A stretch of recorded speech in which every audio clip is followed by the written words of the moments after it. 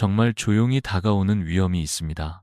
많은 사람들이 감을 건강에 좋은 과일, 가을의 선물이라고 믿고 있습니다. 실제로 감은 비타민이 풍부하고 면역력을 높이는 데 도움을 줄 수 있는 과일입니다. 그러나 잘못된 방식으로 감을 먹으면 그것은 더 이상 선물이 아니라 신장과 소화기관에 큰 부담이 될 수 있습니다. 저는 지금까지 수많은 어르신 환자들을 만나면서 이와 관련된 안타까운 사례들을 자주 목격했습니다. 감이 맛있고 부드럽다고 해서 누구에게나 무해한 것은 아닙니다.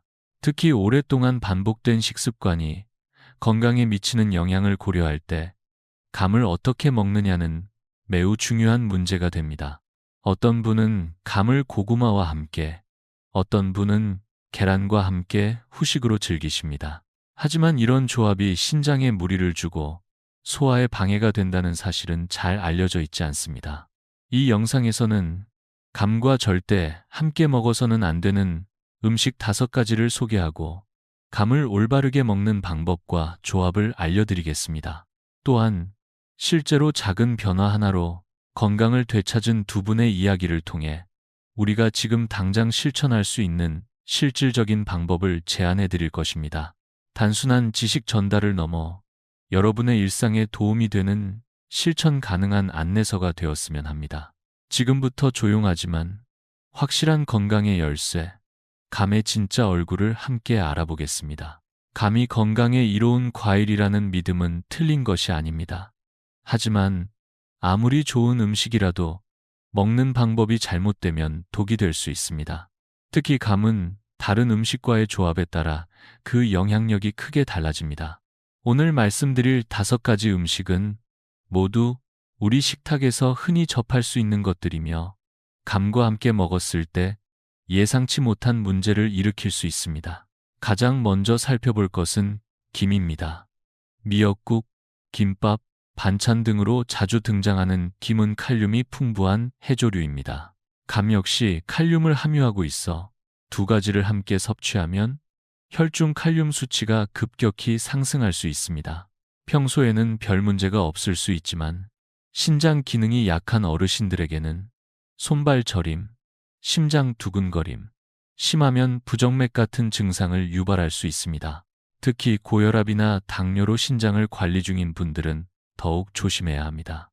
2번째는 고구마입니다. 감과 고구마는 모두 식이섬유가 풍부한 식품이지만 함께 섭취하면 위장에서 끈적한 덩어리를 형성할 가능성이 높아집니다. 이를 의학적으로 위석이라고 부르며 장시간 소화되지 않고 위에 머무르며 복부 팽만, 메스꺼움, 심한 경우 장폐색까지 유발할 수 있습니다. 실제로 감과 고구마를 자주 함께 드시던 어르신이 갑작스러운 소화불량으로 응급실을 찾은 사례도 있었습니다. 3번째는 계란입니다. 보기에는 무해해 보이지만 감 속의 타닌 성분이 계란의 단백질과 결합하면 딱딱한 응고물이 생기며 소화를 방해할 수 있습니다. 특히 밤늦게 먹을 경우 하루 종일 속이 더부룩하고 피로함이 누적될 수 있습니다. 이처럼 평소에 자주 먹는 음식들이 감과 만나면 의외의 위험을 초래할 수 있다는 점에서 놀라움을 금할 수 없습니다. 이어서 4번째로 주의해야 할 음식은 바로 해산물입니다. 특히 찬성질을 가진 조개류나 해파리처럼 날것으로 먹는 해산물은 감과 함께 섭취할 경우 몸속을 급격히 차갑게 만들 수 있습니다. 한의학에서는 신장이 따뜻함을 좋아하고 차가움을 싫어한다고 설명합니다. 감과 찬 해산물을 동시에 먹으면 체온이 낮아지고 하복부가 냉해지며 이는 허리 통증, 야간요, 손발 냉증 같은 증상으로 이어질 수 있습니다. 많은 어르신들이 단순한 노화 현상으로 여기는 증상들이 실은 이러한 잘못된 음식 조합에서 비롯된 경우가 적지 않습니다.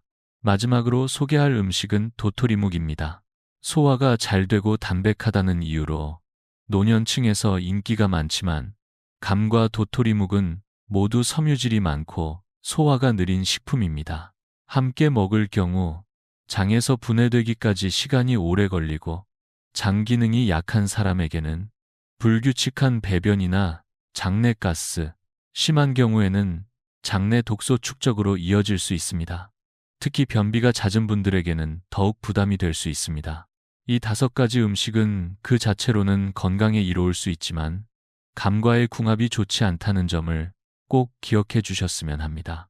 이제부터는 감을 더 건강하게 즐기기 위한 방법과 일상에서 실천 가능한 지침들을 하나하나 소개해 드리겠습니다. 지금까지 감과 함께 먹으면 피해야 할 음식들을 살펴보았습니다. 그렇다면 반대로 감을 보다 안전하고 효과적으로 즐기기 위해서는 어떤 점을 주의해야 할까요? 단순히 피하는 것만으로는 충분하지 않습니다. 감이 가진 좋은 성분들이 몸에 잘 흡수되도록 돕기 위해서는 정확한 섭취 시기, 적정량, 조리 방법 등 세심한 접근이 필요합니다. 지금부터는 감을 올바르게 먹는 7가지 중요한 원칙을 하나씩 짚어보겠습니다. 첫 번째는 감을 공복에 먹지 않는 것입니다. 빈속에 감을 먹게 되면 위산과 감 속의 타닌 성분이 결합하여 위석이라는 딱딱한 덩어리를 형성할 수 있습니다. 이는 소화불량, 복통, 심한 경우 장폐색으로 이어질 수 있으므로 반드시 식후 30분에서 1시간 사이에 섭취하는 것이 바람직합니다. 두 번째는 섭취량입니다. 건강한 성인이라도 하루에 감 1개를 넘기지 않는 것이 좋습니다. 특히 고혈압, 당뇨, 신장 질환이나 위장 질환이 있는 분들은 반 개 정도로 줄이는 것이 안전합니다. 감은 약이지 만병통치약이 아니며 과하면 오히려 독이 될 수 있습니다. 세 번째는 조리 방법입니다. 생감도 좋지만 찐감이나 말린 곶감은 타닌 성분이 줄어들고 소화가 더 잘 됩니다. 위가 약한 어르신들께는 찐감을 추천드립니다. 가볍게 찐 감은 부드럽고 따뜻하며 속을 편안하게 해주는 효과가 있어 저녁 간식으로도 좋습니다. 앞서 살펴본 감의 섭취 시기, 적정량, 조리 방법 외에도 감의 효능을 최대한으로 끌어올리기 위해 고려해야 할 몇 가지 중요한 요소들이 더 있습니다. 특히 감을 어떤 음식과 함께 먹느냐, 그리고 일상 속 작은 습관들이 감의 작용에 어떤 영향을 주느냐에 따라 건강 효과가 크게 달라질 수 있습니다. 네 번째 원칙은 음식 조합입니다. 감은 단독으로 먹어도 좋지만 두유와 함께 먹으면 기억력과 집중력을 높이는데 도움을 줄 수 있습니다. 두유에는 뇌세포를 보호하는 식물성 레시틴이 들어있어 감 속의 디오스프린과 결합하면 시너지 효과가 납니다. 또한 감을 호두와 함께 먹으면 혈당 상승을 완만하게 억제할 수 있어 당뇨나 심혈관 질환을 관리하는 데 도움이 됩니다. 다섯 번째는 피해야 할 습관입니다. 감을 먹은 직후 진한 녹차나 커피를 마시는 분들이 많습니다. 하지만 타닌과 카페인이 결합하면 위에서 침전물을 형성하고 철분과 칼슘의 흡수를 방해할 수 있습니다. 특히 빈혈이나 골다공증이 걱정되는 어르신들은 반드시 피해야 합니다. 여섯 번째는 보관 방법입니다. 감은 수분 함량이 높아 공기 중에 오래 두면 곰팡이가 생기기 쉽습니다. 하나하나 종이에 싸서 냉장 보관하거나 찐 상태로 소분 냉동하면 오래 보관할 수 있습니다. 마지막 7번째는 계절입니다. 감은 가을과 초겨울이 제철입니다. 이 시기에 먹어야 비타민과 항산화 성분이 풍부하고 소화도 잘 됩니다. 계절을 따르는 것이야말로 자연이 알려주는 최고의 건강 비결입니다. 이처럼 감을 올바르게 섭취하기 위한 원칙들을 살펴보았지만 여전히 이렇게 생각하실 수 있습니다. 이론은 그렇다 쳐도 실제로 이렇게 해서 좋아진 사람이 정말 있을까요? 너무도 자연스러운 질문입니다. 아무리 좋은 정보라도 실제 삶에서 효과를 본 사례가 있어야 우리는 믿고 실천할 수 있습니다. 그래서 오늘은 감을 통해 건강의 변화를 경험한 두 분의 이야기를 조심스럽게 소개해 드리려 합니다. 먼저 부산에 사시는 74 김 여사님의 이야기입니다. 그녀는 가족을 정성껏 챙기며 조용히 살아가는 분이었지만 몇 해 전부터 심한 야간뇨로 밤마다 4~5번씩 잠에서 깨어 고통을 겪고 있었습니다. 눈밑은 점점 어두워지고 하루 종일 피로함이 가시질 않았습니다. 게다가 자주 깜빡깜빡 잊어버리는 일이 늘어나 가스불을 켜둔 채 외출한 적도 있었다고 합니다. 병원에서는 아직 심각한 수준은 아니지만 신장 기능이 서서히 약해지고 있다는 진단을 받았습니다. 김 여사님은 약 대신 식습관을 바꾸는 방법을 찾고자 저를 찾아오셨고, 저는 간반계를 살짝 쪄서 저녁 7시 이전에 드시고 함께 옥수수 수염차를 소량 마셔보시길 권해드렸습니다. 너무 간단해서 효과가 있을까 반신반의하셨지만 2주 후 그녀는 웃는 얼굴로 다시 병원을 찾으셨습니다. 선생님, 어젯밤엔 딱 한 번만 깼어요. 그것도 거의 새벽 다 돼서요. 밤 10시에 자서 아침 5시까지 푹 잤습니다. 몇 년 만에 처음이에요. 김 여사님은 그 짧은 변화 하나가 이렇게 깊은 숙면을 가져다 줄 줄은 몰랐다고 말하셨습니다. 약도 비싼 보조제도 없이 단순한 한 가지 습관의 변화가 만들어낸 기적이었습니다. 또 한 분은 수원에 사시는 67살 장 선생님입니다. 은퇴한 고등학교 교사셨던 그는 특별한 지병은 없었지만 매일 아침 안구 건조와 눈 피로로 고생하고 계셨고, 공복 혈당 수치도 늘 높게 나와 걱정을 안고 계셨습니다. 건강검진 때마다 의사는 이대로라면 당뇨 초기로 진입할 수 있습니다라는 경고를 반복했습니다. 저는 그에게 점심 식사 후 찐감 반개와 호두 5알을 함께 드셔보시라고 권했습니다. 이 조합은 감의 베타카로틴과 라이코펜이 눈을 보호하고 호두의 건강한 지방이 혈당을 안정시키는 데 도움을 줍니다.